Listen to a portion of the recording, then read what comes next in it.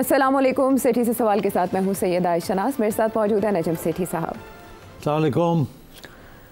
नैब amendments, नैब का दायरा पाकिस्तान की सियासी तारीख में हमेशा से मुतनाज़ रहा और स्पेशली इमरान खान साहब के दौर में उसका जिस तरह इस्तेमाल किया गया और जिस तरह से सियासी मुखालिफिन को रगड़ा लगाया गया, उसके बाद वो सियासी मुखालिफिन जिसमें नून लीग और पीपल्स पार्टी के रहनुमा शामिल थे, जैसे ही वो PDM के नतीजे में दौर इक़्तिदार में आए, सबसे पहला काम उन्होंने क्या किया, नैब को इन अ वे टूथलेस कर दिया। जो अमेंडमेंट्स उन्होंने की थी उससे उनके केसेस ख़त्म हो गए और इसी बात को बेस बनाते हुए इमरान खान साहब ने उन अमेंडमेंट्स को चैलेंज कर दिया। अच्छा, उनको तो उस फैसले पर जो इमरान खान साहब ने जो पिटिशन लेकर गए थे सुप्रीम कोर्ट के रूबरू, वो जस्टिस उमर अता बंदयाल साहब ने इमरान खान साहब की बात सुन ली और उन अमेंडमेंट्स को कलअदम कर दिया। अच्छा, उसके बाद निगरान हुकूमत आई। निगरान हुकूमत ने उसको फिर इंट्रा कोर्ट अपील के ज़रिए जो फैसला जस्टिस उमर अता बंदयाल साहब ने दिया उसको चैलेंज कर दिया। वो कहते हैं ना, गेंद सलीमुल्लाह से कलीमुल्लाह, कलीमुल्लाह से सलीमुल्लाह।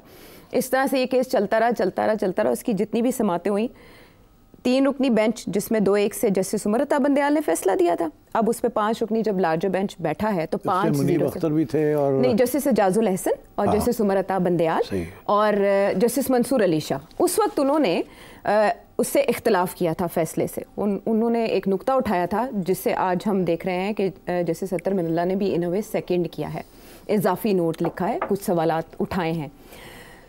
अच्छा, 5-0 से ये फैसला आया है, 5-0 से, और ये 6 जून को महफूज किया गया था। अब आप देखें, जून से लेकर आज तक जितने भी मराहिल तय हुए, अब आज जो ये फैसला आया है, इस पे हैरत अंगेज बात यह है कि नून लीग को भी रिलीफ मिल रहा है, पीपल्स पार्टी को रिलीफ मिल रहा है, पाकिस्तान तहरीक इंसाफ को भी रिलीफ मिल रहा है। लेकिन इमरान खान साहब एक तरफ खुश हैं, वो कह रहे हैं मेरे तो दोनों केसेस ख़त्म हो गए, तोशाखाना 2 भी और अलकादिर ट्रस्ट केस भी, लेकिन NRO 2 भी उनको मिल गया, यानी इस हुकूमत में जो लोग बैठे उनको भी मिल गया।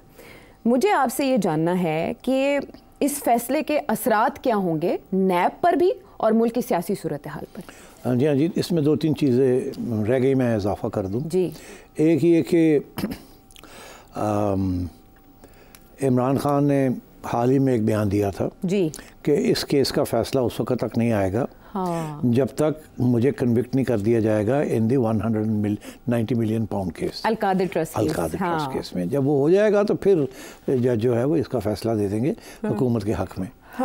मगर और काजी फायजी सा इसलिए नहीं देगा क्योंकि वो एक्सटेंशन मांग रहे हैं। आज जो उन्होंने फ़ैसला दे दिया और वो फ़ैसला आपने जैसे पॉइंट आउट किया कि वो खान साहब के हक़ में भी है कि आप खान साहब के ऊपर जो नैब के केसेस थे वो भी नहीं चल सकेंगे, बिकॉज जो 190 मिलियन पाउंड वाला है वो तो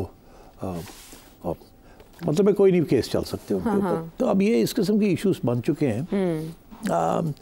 खान साहब जो कन्वीनियंट होता है वो बात कर देते हैं। अभी भी वो कह रहे हैं कि NRO उनको मिल गया है जी, NRO 2 मिल गया और क्या इनको जो फैसिलिटी मिल गई है या सहूलत मिल गई है उसका कोई जिक्र नहीं हो रहा। तो बात यह है कि जो इम्पोर्टेंट बात यह है कि जज हजरात ने जो फ़ैसला किया है वो ये कहा है कि जो बंदयाल साहब ने जो फ़ैसला दिया था जी, वो फंडामेंटल राइट्स के ऊपर दिया था कि उनको प्रोटेक्ट करने के लिए जी। तो यहाँ इन्होंने ये कहा है कि कोई वायलेशन नहीं हुई फंडामेंटल राइट्स की या इस किस्म की चीज़ थी, ऑर्डिनरी तरमीम है। पहले 10 करोड़ रुपए के ऊपर था, आप 50 करोड़ के ऊपर कर दिया। अगर उस वक्त 10 पे एतराज़ नहीं था तो 50 पे क्यों एतराज़ है? या तो कोई क्राइटेरिया 10 करोड़ का होता तो उसके ऊपर जो होंगे वही देखे जाएंगे या उससे कम होंगे जो देखे जाएंगे एंड सो ऑन। तो मैं ये समझता हूँ कि ये बड़ा अच्छा फ़ैसला है, कानूनी फ़ैसला है। अब आपको पसंद आए या ना पसंद आए, कोई छुटता है कोई पकड़ा जाता है, ये तो अलग बात है। मगर देखिए, आपने कहा कि इमरान खान और PDM गवर्नमेंट के ख़िलाफ़ और ये केसेस, एक्चुअली मुशर्रफ के ज़माने में नैब बनी थी जी। और जब ये नैब बनी थी तो ये सियासतदान जो थे उस वक्त के, उसमें इमरान खान तो नहीं था, नवाज शरीफ की पार्टी थी और पीपल्स पार्टी थी, इन्हीं को धरा था इनके अंदर। और उसके बाद बहुत से इस किस्म के इश्यूज़ भी हुए और बड़ी नैब के अंदर करप्शंस भी और इनकॉम्पिटेंसीज भी नज़र आई। उस वक्त जनरल्स यूज्ड टू रन नैब, वो तो बाद में सिविलियंस को इन्होंने अपॉइंट करना शुरू किया। और अब तो इस किस्म की सिचुएशन है। जजेस ने बड़ी इंपॉर्टेंट बातें कही हैं। उन्होंने कहा जी कि पार्लियामेंट का हक है वो कानून बनाए जी। हम कौन होते हैं उस कानून को चैलेंज करने वाले? गेट कीपर का किरदार हम गेट कीपर्स नहीं है पार्लियामेंट के। ये मैं समझता हूँ पहली दफ़ा ये बड़ी इंपॉर्टेंट जजमेंट है, क्योंकि हमारे यहाँ तो यही होता है ना आयशा, हम कहते हैं कि जजेस आर राइटिंग द कॉन्स्टिट्यूशन। जो बंदयाल साहब ने किया सारा वक्त यही तो इल्ज़ाम था उनके ऊपर। एक जजमेंट नहीं, काफ़ी जजमेंट थी जिसके अंदर उन्होंने आइन लिखनी शुरू कर दी थी, और वो आइन इस तरीके से लिख रहे थे कि इमरान खान को फ़ायदा हो रहा था और PTI को फ़ायदा हो रहा था। तो अब ये जो जजमेंट है इसके अंदर बड़ा क्लियरली कह दिया गया है कि हम 2-3 बातें कही है ना। पहली बात तो ये कही है कि हम कौन होते हैं गेट कीपर पार्लियामेंट के। एक्चुअली पार्लियामेंट गेट कीपर है मुल्क का, ठीक है, पहली बात तो ये। तो हमें ये लिखने की कोशिश नहीं करनी चाहिए कानून को। जो कानून वो बनाते हैं उसका हक है। अगर ये कानून बनाते हैं और उसके बाद उसके ख़िलाफ़ कोई कानून बना देते हैं, दोनों कानून जो हैं वो एक्सेप्टेबल हैं। अच्छा। तो इस पार्लियामेंट ने बनाए वो अपनी मौक़िफ़ चेंज भी कर सकते हैं, मुख्तलिफ पार्लियामेंट आ सकती है, मुख्तलिफ सिचुएशंस राइज कर सकती हैं।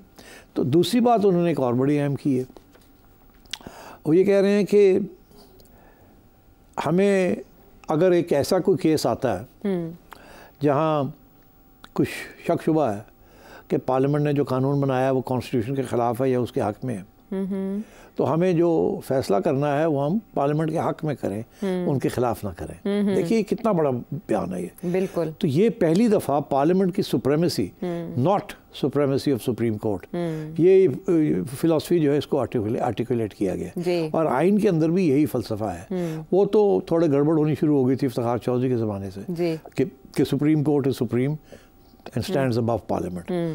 तो इसलिए I think this is a good judgment for these reasons. अच्छा। देखिए पार्लियामेंट जो भी हो, गंदी हो, अच्छी हो, रिग्ड हो, नॉन रिग्ड हो, आफ्टर ऑल ये कोई नई बात नहीं है।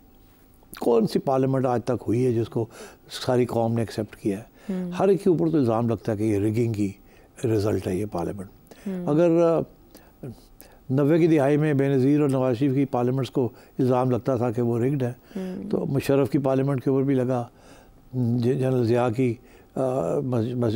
शोदा क्या था वो मजलिस शूरा जो था उसके ऊपर भी इल्ज़ाम लगा, अयूब खान की बेसिक डेमोक्रेसी के ऊपर भी लगा। तो क्या है इस मुल्क में, every time you have an election इल्ज़ाम लगता है ऑफ रिगिंग। बांग्लादेश ने भी रोना धोना इसीलिए किया था। तो अब बात यह है कि अगर इलेक्शन में रिगिंग ना हो तो पोस्ट इलेक्शन रिगिंग हो जाती है। कुछ ना कुछ ट्यूनिंग चलती रहती है। तो अब एक दफ़ा हुकूमत बन जाए तो उसको फिर गिराना नहीं चाहिए, उसको फिर अपने 5 साल पूरे करने देने चाहिए। अच्छा। बिकॉज कोई भी यहाँ सेक्रेट नहीं है, everything is up for grabs. मगर कोई स्टेबिलिटी तो होनी चाहिए इस मुल्क में, और जब वो नहीं होती तो फिर क्या होता है, फिर इंटरवेंशन हो जाती है मिलिट्री की। वो आते हैं 10 साल बैठ जाते हैं, उनको कोई चैलेंज करने वाला कोई नहीं होता, वो PCO निकाल देते हैं, जजेस फारग हो जाते हैं, अपने जजेस ले आते हैं। तो फिर ये फ़ायदा क्या है इससे कोई झगड़ों का? It's time we sat down and establish some rules of the game. इसके अंदर आइन अपनी जगह पे, जुडिशरी अपनी जगह पे, पार्लियामेंट अपनी जगह पे। या तो हो ना हम कहें कि जी establishment is pure, parliament is pure, judiciary is pure, bureaucracy is pure, और इनको अगर आप हिलाएंगे तो गड़बड़ होगी। ऐसी सूरत हाल नहीं है, आइडियल सिचुएशन नहीं है ही नहीं है। Nowhere in the world are institutions pure, it's more or less pure और मोर और लेस इम्प्योर। और हमारे यहाँ तो कोई इंस्टीट्यूशन नहीं है जो कि जिसके ऊपर दाग ना लगा हो। किसी न किसी स्टेज पे बड़े सीरियस दाग लगे हैं जिनको आप स्टेन रिमूवर के साथ भी नहीं रिमूव कर सकते। वो कहते हैं ना कि लेमन एंड बेकिंग सोडा डाल दें और विनेगर डाल दें तो उसके साथ सारे स्टेन्स जो है रिमूव हो जाते हैं। यहाँ नहीं होते रिमूव, तारीख में लिखे जाते हैं। हाँ, लेकिन ऐसे करने की कोशिश भी बहुत कम हुई है ना। जब दाग मिटाने की कोशिश की गई तो सिर्फ एक भुट्टो रेफरेंस में हम देख रहे हैं सुप्रीम कोर्ट ने कुछ इजाला करने की कोशिश की, लेकिन उससे बात आगे नहीं बढ़ी। नहीं, वो रिमूव इस तरीके से करते हैं कि उनके खिलाफ जो आपने बैड फैसले दिए होते हैं, फिर अंडर प्रेशर आके अपना फैसले को रिवर्स कर लेते हैं। हाँ बिल्कुल, लेकिन उसमें बहुत देर हो चुकी होती है। 10 साल लग जाते हैं। वैसे आपने ये अच्छा याद करवाया कि इमरान खान साहब ने 2 दिन पहले ही याद किया था कि ये नैब अमेंडमेंट्स केस का फैसला नहीं आ रहा, और हैरत अंगेज बात, फिर उसके बाद कॉज लिस्ट जारी हुई और ये फैसला हो गया। अब उन्होंने जो इस बारे में मीडिया से गुफ्तगू किया, जाहिर है वो ये तो नहीं कहेंगे कि उन्हें गलत फहमी हुई थी, उन्होंने जिस बात में आके ये बयान दे दिया क्योंकि वो दूसरी तरफ जाएंगे ना, NRO दे दिया, NRO 2 दे दिया हुकूमत को। लेकिन वो साथ ही कह रहे हैं कि हमारा तोशक खाना का नया केस फारिग हो गया क्योंकि उसकी मालियत 11-12 करोड़ है, और उन्होंने कहा है कि अलकादिर ट्रस्ट केस भी तकरीबन ख़त्म होने वाला है। अच्छा, वो कह रहे हैं मुझे तो खुशी मनानी चाहिए, लेकिन वो इस बात से भी खुश नहीं है कि उधर NRO 2 क्यों मिल गया। अब जो अलकादिर ट्रस्ट केस है, अब ये जो नैब अमेंडमेंट हुई थी वो ये कहती है कि कैबिनेट के किए गए डिसीजंस को तहफ़्फ़ुज़ हासिल है, तो इस वजह से ये समझ रहे हैं कि अल-कादिर ट्रस्ट ख़त्म हो जाएगा, तो फिर तो इमरान खान साहब के खिलाफ क्या बचा? सही है।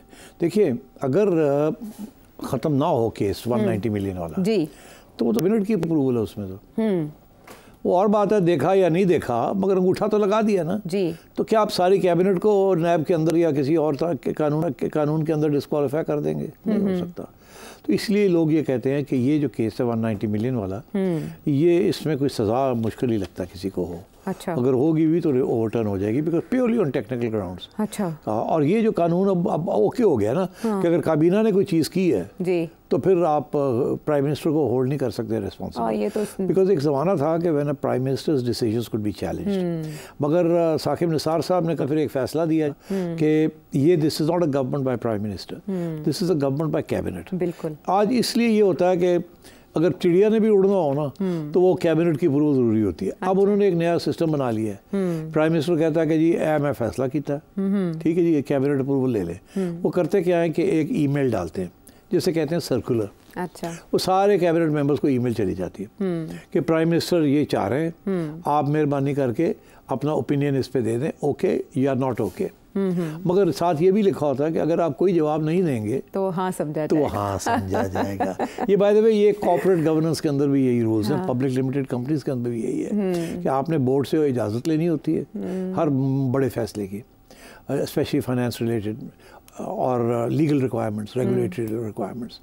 तो आप अगर बोर्ड को लिखते हैं कि जी हमें इसकी इजाज़त चाहिए, तो अगर जवाब ही नहीं आता 5 मेंबर्स से बोर्ड आपका 8 मेंबर्स का है और 5 मेंबर्स जो हैं वो जवाब ही नहीं देते और 3 कहते हैं कि नो, तो जिन्होंने जवाब नहीं दिया होगा उनको यस ट्रीट किया जाता है और वो रेजोल्यूशन पास हो जाती है। तो ये एक कंडीशन है इन सर्कुलर्स कि अगर आप जवाब नहीं देंगे it will be taken to mean yes. तो अब सारे कैबिनेट के जो भी फैसले शहबाज शरीफ साहब अनाउंस करते हैं जो उनके ऊपर सबकी कैबिनेट की अप्रूवल होती है बाय सर्कुलर रेजोल्यूशन। अच्छा।